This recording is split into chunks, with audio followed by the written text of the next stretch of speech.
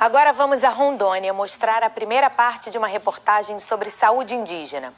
Médicos e enfermeiros de uma ONG saíram de vários cantos do país para atender uma comunidade que raramente consegue chegar sequer a um posto de saúde. Gente que, por falta de opção, tem na medicina caseira a esperança para a cura de doenças e outros males. Vamos ver o início da montagem de toda a estrutura médica, que tem até uma UTI para cirurgias de média complexidade.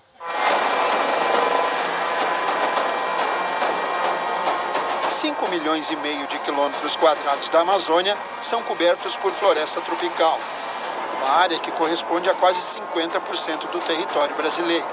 Escondidos sob árvores gigantescas, um verde que parece um imenso tapete, estão, só na região norte, mais de 100 mil índios, um terço de toda a população indígena, segundo o IBGE. É no meio desse lugar, longe de tudo, e onde só se chega pelo ar ou pela água, que encontramos uma aldeia transformada em um hospital de lona. Com direito a UTI, ambulatório, sala de recuperação, refeitório, farmácia.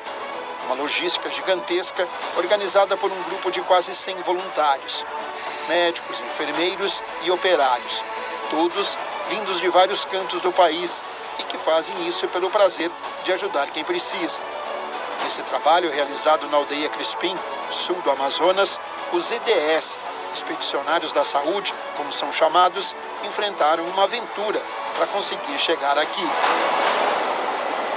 Boa parte do material elétrico, cirúrgico e de logística veio pela Transamazônica. Foi preciso a ajuda do Exército para cruzar pelo que restou de uma estrada que não oferece um mínimo de segurança e nem condições de tráfego. Equipamentos mais pesados tiveram que ser transportados de balsa. Saindo de Manaus, foram 9 dias de viagem para chegar até a aldeia.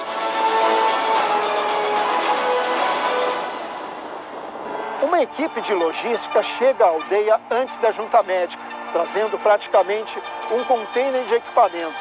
Para a montagem de toda a base operacional, por exemplo, é imprescindível o uso daqueles 2 geradores lá embaixo, sendo que cada um pesa mais de 5 toneladas. A rede elétrica é o coração do hospital e precisa ser de ponta para sustentar toda a estrutura. Só as centrais de ar, por exemplo, usadas em 2 centros cirúrgicos, fornecem 190 mil BTUs de refrigeração. Os geradores nunca param de funcionar. O sistema de energia implantado no local, segundo os expedicionários, é suficiente para abastecer uma cidade de 5 mil habitantes. Após a montagem de toda a rede de abastecimento, uma cena curiosa chamou a atenção da equipe técnica. Eles encontraram um jovem índio que não deixou uma placa velha de energia solar virar sucata. Eu usei a primeira vez, só no painel não foi, né? Não, tem que estar faltando alguma coisa a mais. Aí peguei uma bateria. Bateria, pilha mesmo, sim, bateria. Amarrei a corda aqui com fio, né? Aí liguei na máquina. Aí prometei e deu certo. Aí o meu pai comprou um teclado, né? E comecei a usar no teclado também. Pra tocar, carregar a bateria, ligar a lâmpada também. Tudo. Tudo. O engenheiro elétrico da Unicamp, Rian Ferreira, que é voluntário do EDS há mais de 5 anos, diz que ficou impressionado com a astúcia do jovem índio. Olha, a ideia do Alexandre realmente é sensacional. Impressiona porque ele fez, por exemplo, essa geringonça aqui com a bateria, que eu ainda não consegui entender exatamente o que é. Daí eu chamei o Rian aqui, que é engenheiro eletricista, para nos ajudar. O que esse garoto exatamente tentou fazer e conseguiu fazer utilizando essa bateria, absorvendo a energia da placa? A placa, ela transforma energia solar em energia elétrica, é uma placa reaproveitada, dá para ver que ela tem várias células já queimadas, mas ele conseguiu captar essa energia, armazenar energia nessa bateria e essa energia ele utiliza para funcionar o corte do cabelo dele. Então é uma forma muito eficiente de utilizar a energia elétrica num local remoto com muito pouco impacto para o meio ambiente. Agora, quer dizer então que mesmo com a limitação dessas células, ela continua produzindo energia e ele aproveitou disso. Ele aproveitou e é uma célula que seria inutilizada pela eficiência dele, jogada fora. Mas ele conseguiu uma utilização viável para essa célula. Para uma Amazônia desse tamanho como é algo sensacional. Sim, sim. Esse tipo de aplicação é usado nos orelhões aqui, nas comunicações. É extremamente útil. A ideia dele e a utilização dele demonstra o potencial de inventividade que um rapaz pode ter e pode mudar a comunidade dele com uma ideia muito boa. Como essa. É um professor Pardal da Amazônia. Sim, com certeza. Tem futuro. Onde há energia, também pode haver lucro. Com sua máquina elétrica cheia de potência, Alexandre virou o cabeleireiro oficial da aldeia. E o negócio não fica só no corte. Esse professor Pardal da Amazônia arrisca até um design arrojado para os cara pálida mais identificados com os tempos atuais. Nenhum cliente seu voltou reclamando? Até agora não. Todos que... Então tá boa coisa, né? Todos que eu cortei sempre voltam. Ah, sempre volta para fazer de novo. Fazer de novo. Tá certo. Boa sorte para você. Obrigado. No próximo bloco, a segunda parte da reportagem sobre saúde indígena. O vai e vem de índios em busca de um auxílio médico que traga esperança. Já já.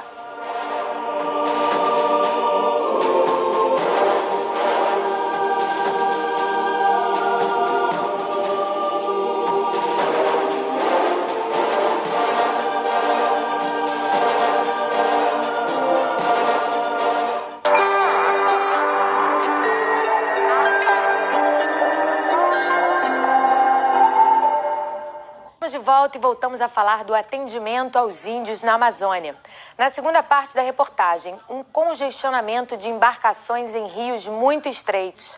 É um vai e vem de indígenas em busca de um auxílio médico que traz esperança para quem dificilmente consegue ter acesso à saúde. Olhando do alto, dá para perceber que a aldeia Crispim é isolada da civilização. Um afluente do rio Purus é a única alternativa viável de deslocamento para quem tem na canoa o principal meio de transporte. Localizado em um ponto estratégico, com um polo de aldeias no entorno, Crispim acaba sendo a melhor alternativa para servir de referência em ações que venham a ser realizadas na região. Acompanhada do Exército, nossa equipe foi até uma das aldeias que ficam escondidas pela vegetação. O trajeto é sinuoso e cheio de caminhos que podem levar a lugar nenhum, se não houver um guia ou recursos que possibilitem a identificação do local onde se está. Nessa região onde nós estamos não existe caminho por terra. Todo o trajeto é feito de barco em rios que ficam escondidos no meio da selva amazônica. Hoje nós estamos indo para uma aldeia com a ajuda desses dois meninos que são indígenas e conhecem bem a região. Coronel, o Exército também desenvolve missões por aqui, mas aí leva um tempo maior, necessita de todo um estudo, uma geografia para saber exatamente onde se quer chegar. A Amazônia, diante da sua grande imensidão de rios, caminhos inóspitos, afastados, é sempre necessário um estudo na carta, um equipamento de posicionamento via satélite, o estudo do caminho. Agora, a presença de indígenas locais, isso facilita o acesso ao local, porque a Amazônia tem pontos distantes em que muitas vezes nenhuma tropa, ou homem branco, ou a sociedade pousou lá. Porque aqui existem caminhos que se bifurcam, os chamados furos, em que o conhecimento da região vai facilitar o acesso. Até porque as cartas, elas são diferenciadas, questão da época do ano, em que determinada época tem o rio cheio, tem outra época que o rio já está vazio, aí aquele caminho já não está presente. Quer dizer, então, que existem situações que o Exército tem que desbravar mesmo a região. Exatamente, tem que desbravar. E o importante é que chegamos, em qualquer ponto que for necessário, fazer uma evacuação indígena, levar um apoio médico, um transporte logístico, um atendimento, ou até questões de que a missão do Exército requer a presença do Estado brasileiro na tribo indígena, nós chegamos em qualquer ponto da Amazônia. O curioso do trajeto é que encontramos dezenas de embarcações transportando indígenas para a ação de saúde em Crispim. Atendimento médico! Após quase uma hora de navegação, estamos na aldeia Nova Fortaleza, pertencente à tribo chamada Purinã. Somos recebidos gentilmente pelos caciques e suas famílias. As casas de madeira são a luxuosidade do local, onde alguns animais domésticos dividem o espaço com os indígenas. Para deixar a visita bem amistosa e cortês, os militares distribuem uma revistinha em quadrinhos para as crianças da aldeia. É um material institucional sobre educação moral e cívica e combate ao mosquito da dengue. Essa é uma das 15 aldeias que nós conseguimos encontrar no sul do Amazonas durante a gravação dessa reportagem. De moderno por aqui, apenas uma linha de telefone que funciona por rádio. A energia elétrica ainda não chegou. Em compensação, há uma fartura de riquezas naturais. A comunidade, formada por quase 200 indígenas, ainda vive da caça e da pesca. Antes de ir embora, ficamos conhecendo um pouco do artesanato que os indígenas levam para exposições em um sistema manual que produz uma comida típica da tribo. E aqui a gente tem também, o que é esse objeto estranho aqui? Como é que é o nome disso aqui? Língua brasileira chama isso aqui tapiti. Tapiti. Tapiti. Ele serve para quê? Serve para espremer massa de mandioca. Fazer uma pasta, fazer uma farinha, fazer um colorado beiju para comer. Como é que funciona? Depois assim, a massa é aqui, nesse vaso. Tá. Aí daqui você pega a massa. Escora na perna, faz uma pressão ali. Isso, a pressão que joga a massa aqui. Joga a massa. Aí quando tá bem cheio aqui, você pega e ela engole. Tipo um pilão, um pilão, isso. Aí quando ela tá, não pega mais, já tá tudo cheio já, tá tudo cheio, aí você já tá com a massa todo dentro, aí você coloca a trepada em cima aqui, tá? Pendura da árvore, né? Aí daqui você mete outro aqui e outro lá, e daqui pode prensar. Puxa, estica, quando é bem durinho, já tá duro. Aí você pega lá, tira. Mas isso tem que deixar um tempo? Não é muito tempo não. Aí você pega de novo, deixa ele sair, ó. Aí, ó. Sai todo ele aqui. Tudinho. Aí pega a peneira, que essa peneira. Pega a peneira. Mas nesse daqui não, a peneira é grande, né? Não, a peneira é grande. Faz comparação, né? Isso aqui, então, onde pega a peneira e começa a peneirar. Pra tirar aqueles... Ele já tá bem sequinho, já tá sequinho, já tá todo sequinho. Fica peneirando. Fica peneirando. E aí? Aí depois de peneira, já caiu a massa todinha. Aí então, aí você terminou tudinho o serviço, aí deixa, vai torrar no forno. Depois de tudo pronto, o que faz? Qual é o trabalho? Só comer? É só comer. Isso não dá trabalho. Dá não, só comer. Esse aqui, de primeiro, era copo do índio. Tomava água aqui. Sim, Lingapurina, chama ele compact. Compact, Lingapurina. Mas agora brasileiro chama ele assim, um copo, né? Aí daqui toma assim, cai sumo de macaxeira, cai sumo de patauá, cai sumo de açúcar. Compact. Isso aqui é, você bebe, não esquenta muito. Tem alguém na comunidade que ainda fala o dialeto apurinã? Tem mesmo. Tem muito ainda. Como é que é? Muito obrigado. Arecari. Arecari. Arecari. Arecari pra vocês, então. Arecari. Depois da visita à tribo Apurinã, estamos de volta ao rio. E no retorno para Crispim, encontramos uma família de indígenas com mais de 30 pessoas, entre crianças e adultos. Todos dormindo e comendo em um barco, com menos de 8 metros de comprimento por 1,5 de largura. Eles contam que viajaram 2 dias para poder garantir atendimento médico a todos. Se fosse na roteira, dá um dia, né? Como nós baixamos com esse motor aí, gastamos 2 dias. 2 dias? 2 dias. Sai de lá na aldeia, chega na boca e tira metade da viagem, dorme no meio da viagem, porque assim eu não sei, lá no cacau. Dorme no caminho daí. Caminho. E aí as crianças vêm todo mundo junto, dorme na rede. Dorme na rede, tudo tranquilo. Mas não é muito tranquilo, porque o barco, esse canoa é muito velho, né? Não cabe a família, né? Mesmo quem está acostumado é complicado, né? Quem está acostumado meio complicado, mas serve nós tá. Mas aqui vocês vierem mais de 20 pessoas, isso é para aproveitar os médicos que estão aí, já consultar todo mundo passar pelo médico. Já está se consultando já. E aqui vocês saem daqui e ainda vão a Lábrea e aí depois que retornam. Nós vamos para lá, para a cidade, nós vamos subir de novo, andar na aldeia, né? E vai precisar de quantos dias para chegar na aldeia lá de volta? Acho que está 3 dias, 4 dias. 3 a 4 dias. Precisa, né? Quem precisa. Né? Para viver, né? Os indígenas não sabem quanto tempo vão levar para ser atendidos. A única certeza é a viagem de volta subindo o rio, que deve demorar no mínimo 4 dias. Mas isso parece pouco importar, diante da possibilidade de deixar a saúde boa até que outra ação social apareça por essas bandas.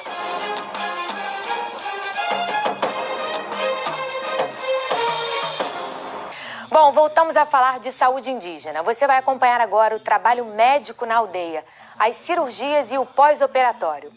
Na terceira parte da reportagem, vamos acompanhar os momentos que antecedem as cirurgias e que é feito quando surge uma emergência que não pode ser resolvida na aldeia.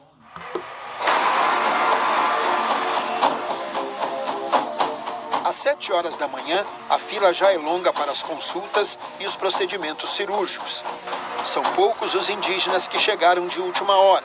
A maioria já vem para cá com consulta agendada 2 meses antes, quando é feita uma triagem nas aldeias pela Secretaria Nacional de Saúde Indígena, junto com os DSAI, Distritos Sanitários Especiais Indígenas. Antes de cada cirurgia, os pacientes passam por um preparo. Olha só, aqui nós temos o Antônio, esse garotinho de 5 anos, o pai está junto com ele. Olha só, ele está recebendo o soro e daqui ele vai para o centro cirúrgico, onde vai fazer uma cirurgia umbilical. Além dessa cirurgia que o Antônio precisa, você também já aproveitou e também já passou por um procedimento. Sim, também já aproveitei e já fiz a minha também, que estava precisando. Mas agora volta para a aldeia? É, a gente volta para a aldeia. Acho que é amanhã, não sei. Depende da liberação daí, né? Os procedimentos vão desde cirurgia geral de média complexidade, como operação de hérnia epigástrica, umbilical e inguinal, cirurgias oftalmológicas como catarata e pterígio, atendimento clínico pediátrico, ginecologia e odontologia. O centro cirúrgico geral e o oftalmológico são as estruturas mais complexas do local, que exigem os mesmos cuidados observados nos grandes hospitais do país. Aqui para o ambulatório de oftalmologia são trazidos aqueles indígenas que precisam usar óculos ou então necessitam de cirurgias de baixa complexidade, como essa, de retirada do excesso de pele do olho. O paciente tem que ajudar na hora desse procedimento. Sim, eles conseguem cooperar bem, né? Na verdade. Nós fazemos com anestesia local e com isso o paciente vai posicionando o olhar da melhor maneira para a gente executar o procedimento. Essa interação do paciente para a execução desse tipo de cirurgia é bastante importante, né? E eles são ótimos, a gente consegue aqui fazer o procedimento com excelentes resultados. Ajudar quem precisa, principalmente quando se trata de recuperar a visão, foi um dos motivos que trouxe o tcheco Josef Grush até aqui. A Amazônia ele só conhecia pela TV. Nós rodamos o Brasil inteiro, nós entregamos na escola, na comunidade. E esse aqui é bem bacana, bem diferente, conversa com essa gente é tudo completamente diferente. Para mim, mais, porque eu sou do outro lado do oceano, bem complicado e bem gostoso. Antes eu conheci a Amazônia só na foto ou documentário na televisão. Nunca não acreditei, eu vou ficar aqui e vou fazer ajuda para essa gente, conhecer essa gente. Cheguei aqui, eu estou bem animado, bem curioso, bem feliz. É isso. Um trabalho como esse, realizado por especialistas, segue normalmente dentro do esperado. Mas em se tratando de cirurgia, sempre pode ocorrer algum imprevisto. Um infarto minutos antes de uma operação mobilizou toda a equipe médica da UTI. Antes da cirurgia foi detectada uma arritmia importante que foi prontamente revertida com as medicações adequadas. E depois dessa arritmia foi feito um eletrocardiograma e foi percebido que ele estava tendo um infarto agudo do miocárdio. Foram dadas todas as medicações necessárias, só que agora ele precisa de uma rápida remoção para um centro hospitalar para tentar fazer algum procedimento para abrir essa artéria que fechou no coração dele. Não há uma outra medida que não seja essa? Não, precisa ser transferido para um centro de complexidade maior. Nessa hora, entra o suporte do Exército. Informo necessidade urgente de aeronave para evacuar paciente idoso infartado da base de Crispim para Porto Velho. Peço compreendido, câmbio. Positivo, será providenciado. Em minutos, a aeronave aparece e o paciente é levado para um hospital com estrutura mais ampla de atendimento. Todos os pacientes operados pelos voluntários são acompanhados no local mesmo. Todas as pessoas que passam por cirurgia são trazidas para esse galpão, onde funciona o pós-operatório. Aqui, os pacientes ficam pelo menos 24 horas. Diferente dos hospitais, que têm camas e macas, nessa espécie de enfermaria, a recuperação é feita em redes, algo muito comum na vida dos índios. Com tanta gente para ser atendida, é preciso uma enorme logística. Os indígenas dormiram em alojamentos de lona, montados pelo Exército. Os expedicionários da saúde organizaram um enorme complexo de barracas, mesma medida adotada pelos militares. Durante os 12 dias de trabalho na aldeia, foram servidas mais de 15 mil refeições. Comida, remédios, combustível, aeronaves, barcos. Tudo doação ou conseguido através de parcerias.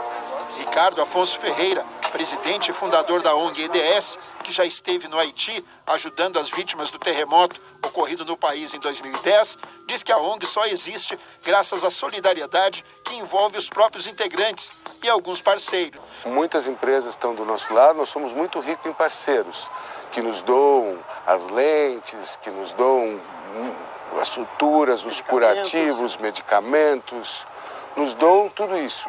E temos algumas empresas que nos doam recursos financeiros junto com os próprios médicos e os próprios membros da EDS que fazem uma doação mensal. O nosso foco aqui são os indígenas. Então todo mundo tem que trabalhar para os indígenas. Se vocês tiverem que sofrer um pouco para que a vida deles fique melhor, é um sofrimento curto por pouco tempo. Eu acho que muito baseado em solidariedade mesmo. Foi isso, aos poucos a gente foi mostrando, inclusive para as pessoas que a gente trabalha durante as diferentes expedições, que isso aqui pode ser uma experiência antropológica. É uma maneira de se viver durante 7 dias, 10 dias, 15 dias, onde não existe pecúnia, onde não existe dinheiro, existe a solidariedade para cuidar. Apesar de toda a estrutura e suporte oferecidos, ainda tem índios que não acreditam que esse tipo de trabalho pode ajudar quem está doente. Essa é uma das grandes barreiras enfrentadas pelo Distrito de Saúde Indígena, que atua em várias aldeias da região. Uma ação dessa, muitos não vieram até aqui com medo de ficar pior. Vou arrancar meu olho, não sei o quê. Então, há toda uma conversação da nossa equipe em área, quando da primeira triagem, mostrando a importância, mostrando que aquilo ali é um benefício, mostrando que vai dar certo. Psicológico que antecede Antes deles estarem aqui, já foi feito pela nossa equipe todo um trabalho, mostrando a importância e a grandiosidade que é essa ação, o benefício que vai levar até o indígena, né? Mas mesmo assim, ainda perdemos muitos indígenas de estarem aqui por conta disso. Alguns fugiram, né, que estavam lá na triagem, mas na hora H, disse, não vou entrar no helicóptero, na hora que chegou, fugiram. Isso é normal, né? Então, é normal e a gente tem que respeitar. Isso aí não dá para botar força, é porque é bom, não. Isso aí a gente tem que respeitar e é assim que foi feito. Apesar dos índios fujões, a ação de saúde foi considerada um sucesso. Em apenas 2 dias de trabalho, mais de 3 mil índios já haviam sido atendidos. Uma ação gigantesca como a dos expedicionários da saúde movimenta o dia a dia na aldeia, que costuma ser calmo e tranquilo. É uma rotina comum de quem vive em harmonia com a natureza e que faz dela o seu meio de vida. Durante 4 dias, eu e o cinegrafista Gildo Alves convivemos com os costumes indígenas, onde o que é muito comum para eles é motivo de encantamento para nós. Andando pelas tribos da Amazônia, a gente consegue descobrir algumas coisas curiosas. Esse aqui, por exemplo, é o Léo, um papagaio que tinha todas as penas verdes. Só que, segundo os índios, de tanto ele se alimentar da gordura da pirarara, que é um peixe nativo da região, ele acabou ficando com essa plumagem toda colorida. Só que parece que ele não gosta só de peixe, não. A sargento Sayonara está trazendo aqui para ele, uma florzinha de caju, é isso? Sim. E olha só, o Léo não dispensa, não. Não é, Léo? Que é da Amazônia. Ele em casa. É bem-vindo, né, Léo? Se o papagaio Léo chama atenção pelas penas coloridas, o que dizer então do preguiçoso macaco Tico, que vive na garupa do cachorro Tião? Os dois não desgrudam. Aliás, o Tico é que não dá folga ao Tião. Desde que perdeu a mãe por uma doença, o pequeno macaquinho foi adotado pelo vira-lata, que virou seu pai e mãe adotivos. Durante a noite, em um momento de folga da expedição, muitos índios se reúnem para uma sessão de cinema. A matinê noturna tem até pipoca e suco para os espectadores.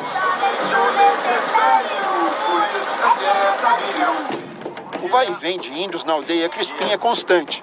Um grupo de 40 pessoas já foi embora e está no aeroporto de Lábrea, sul do Amazonas, cidade mais próxima, localizada a 5 horas de viagem de barco da aldeia. Eles se preparam para voltar para casa. É difícil definir a emoção de cada um após ter passado por cirurgia. Seu Antônio diz que já tinha perdido as esperanças de ter a visão de volta. A gente vem sofrendo, está com mais de quase um ano sofrendo desse olho e como Deus olhou e as pessoas da saúde também, o governo olhou para a gente. Hoje eu estou tranquilo, o olho mais tranquilo, enxergando bem. A cirurgia foi boa, então tá enxergando bem. Foi bom, foi bom. O doutor foi bom, médico, e cuidou bem da gente. A gente vai chegar bem em casa, satisfeito, né? E também o pessoal da CESAI também, que acompanham muita gente, né? A gente sempre trabalha com a gente, estão todos de parabéns, que sempre apoiando a gente. Nilson conta que os momentos que antecederam muito tensos. Ele voltou a enxergar após 6 anos e garante que a emoção maior ainda estava por vir. Estou emocionado, alegre com essa equipe que fizeram esse projeto aí. E agora eu já estou enxergando, graças a Deus, graças às equipes, os especialistas também que vieram, não sei de onde, que eu não conheço, mas foi muito bom. Que quando eu chegar em casa, a primeira coisa que eu vou fazer é derramar o lágrima dos olhos. Por causa que eu vou chegar lá muito feliz, muito alegre, com a esposa, com os filhos. A família nem sabe que você está de olho novo, né? A família está em dúvida até agora. Só vão ver lá o resultado quando eu chegar. Vai ser uma surpresa. Vai ser uma surpresa e graças a Deus. Após acompanhar a partida do grupo, retornamos à aldeia Crispim para no dia seguinte, logo cedo, pegarmos um barco e voltar para casa. Uma viagem demorada, mas tranquila, com imagens que só a Amazônia consegue oferecer. Pássaros nativos estão por toda a parte. O dia é nublado e na água o solitário jacaré arrisca ficar um pouco boiando, à espera do sol, que nesse dia preferiu não aparecer, contribuindo um pouco com uma centena de pessoas que teriam muitas horas de navegação pela frente até o retorno de onde vieram.